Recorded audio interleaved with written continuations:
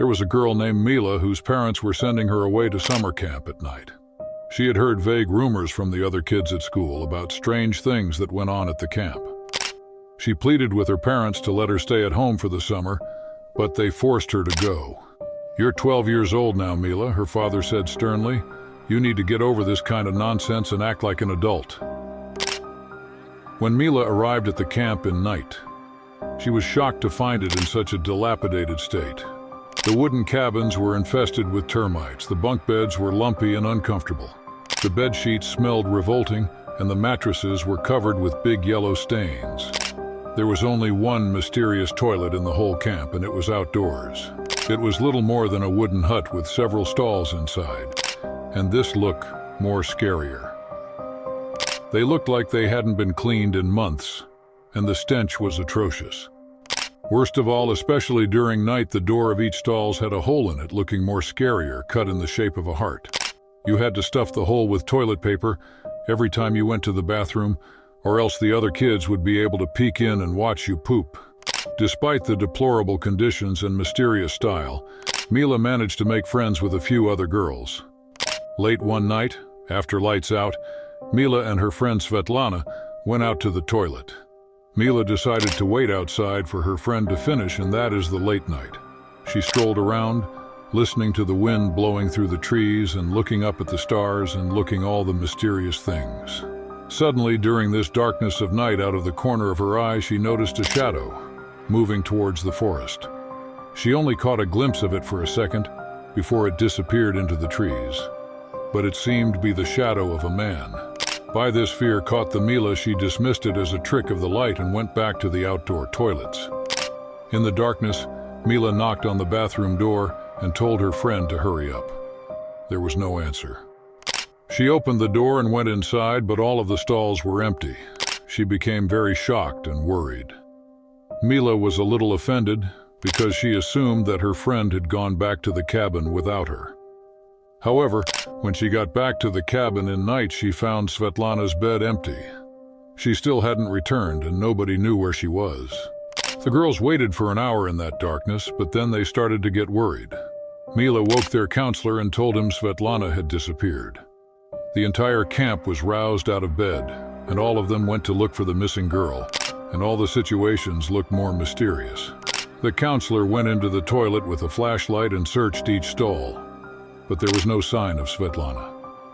On the floor, he happened to notice a playing card. It was the mysterious Jack of Hearts. The counselor spent all night looking for the missing girl, but she was nowhere to be found. Someone suggested that she might have run away from the camp.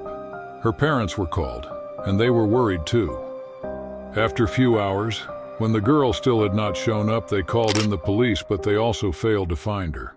The other kids were terrified by the girl's disappearance, and many of them wanted to go home. Some children called their parents and persuaded them to pick them up in that darkness of night. The staff at the summer camp tried to calm everybody down. It was decided that, after lights out, nobody could go to the toilet unless they were accompanied by an adult. The counselors wanted to make sure that the other children didn't mysteriously disappear as well. That night, a girl named Aneska desperately needed to go to the toilet. She told one of the counselors. After a lot of grumbling, the counselor got out of bed and agreed to accompany her to the toilet. The girl opened the door and went in while the counselor waited for her outside. After a while, the counselor sensed something was wrong. He decided to check on Aneska, so he opened the door and peeked inside. To his astonishment, the toilet was empty and the girl was gone. All he found was a playing card lying on the floor. Again, it was the Jack of Hearts. The police were called back to the camp, and when they arrived, they had a dog with them. A policeman took a pair of Aneska's dirty underwear and held it out so the dog could sniff it and pick up her scent.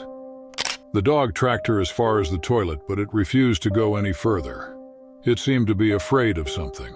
All of the children called their parents and asked them to come and take them home. Mila managed to contact her parents, but they said they were busy and couldn't come.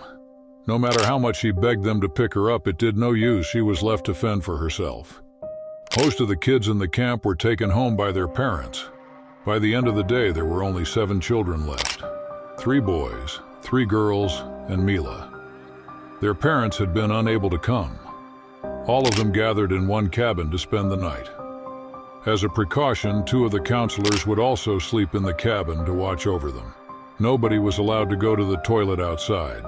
If any of them needed to pee or poo, they would have to do it in a porcelain pot that was placed in the center of the room. They had to lift the lid, do their business, then put the lid back on so it didn't smell too bad. That night, Mila lay awake in bed, shaking with fear. She was terrified that she would be the next to disappear, and she dreaded having to go to the toilet in front of everybody. Eventually, all of the children drifted off into an uneasy slumber. The next morning, when they woke up, there were 2 empty beds. 2 of the girls had mysteriously gone missing. Their names were Lishka and Galina. On the floor lay 2 playing cards. Both of them were the Jack of Hearts.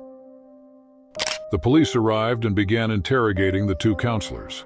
After hours of questioning, they determined the counselors didn't know anything. Another search of the area was conducted, but it proved fruitless. There was no trace of the missing children, and the police left empty-handed. One policeman decided to stay behind to protect the remaining kids. The only ones left now were 3 boys, a girl named Katka and Mila. When they were going to bed, the policeman came into the cabin and locked the door behind him. He put a chair in front of the door and sat down on it. He planned to stay awake all night to make sure nothing happened. He told the boys that they didn't need to worry. The kidnapper was only targeting girls.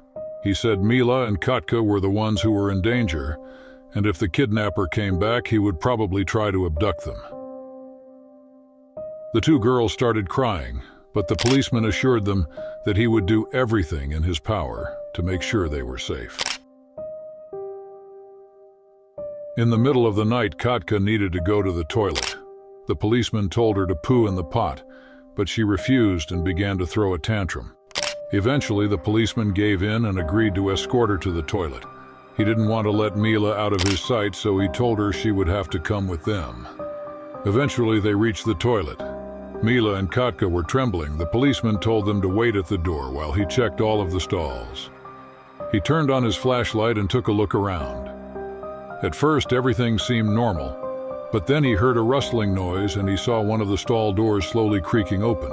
Suddenly, there was a loud hissing sound and a shadow flew out of the stall. It was a man dressed in a dark red bodysuit and mask. He caught hold of Katka by the hair and started to drag her away. Mila screamed. The policeman tried to protect the girls, but the shadowy figure grabbed him.